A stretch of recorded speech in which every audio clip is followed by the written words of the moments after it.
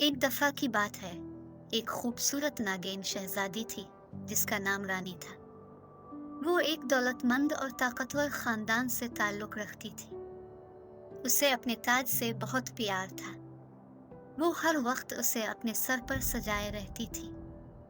एक दिन रानी अपने महल के बाग में सैर कर रही थी। उसने देखा कि कोई शख्स उसका ताज चोरी कर रहा है। वो फौरन इस शख्स पर चल पड़ी। इस शख्स ने ताज रानी को देखा और भाग निकला। रानी बहुत परेशान हुई। उसने अपने वालिद से अपने ताज के बारे में बताया। इसके वालिद ने इसे तसल्ली दी और कहा कि वो इसका ताज तलाश करेंगे। रानी और उसके वालिद ने अपने ताज की तलाश शुरू कर दी। उन्होंने अपने महल में हर जगह तलाश की, लेकिन ताज नहीं मिल सका। उन्होंने अपने मुल्क में भी तलाश की, लेकिन ताज का कोई सुराग नहीं मिला। रानी बहुत मायूस हो गई। इससे लगने लगा कि इसका ताज हमेशा के लिए गुम हो गया है। एक दिन रानी अपने महल के बाग में सैर कर रही थी कि उसने एक परी से मुलाकात की।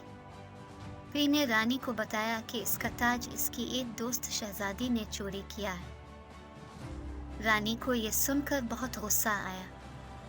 इसने परी से कहा कि वो इसे इस शहजादी का नाम बताए। परी ने रानी को बताया कि इस शहजादी का नाम ज़ारा है। रानी ने परी से ज़ारा का पता पूछा। परी ने रानी को बताया कि ज़ारा एक दूसरे मुल्क में रहती है। रानी ने परी का शुक्रिया अदा किया और अपने महल वापस चली गई। रानी ने अपने वालिद को ज़ारा के बारे में बताया। इसके वालिद ने इसे तसल्ली दी और कहा कि वो ज़ारा से इसका ताज वापस लेकर आएंगे। रानी और उसके वालिद ने ज़ारा के मुल्क का सफ़र किया।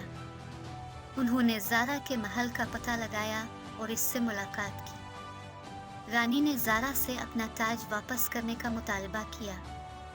ज़ारा ने इनकार कर दिया और कहा कि वो ताज रानी को नहीं देगी। रानी और उसके वालिद ज़ारा के साथ लड़ पड़े। एक तवील जंग के बाद रानी और उसके वालिद ने ज़ारा को शिकस्त दे दी।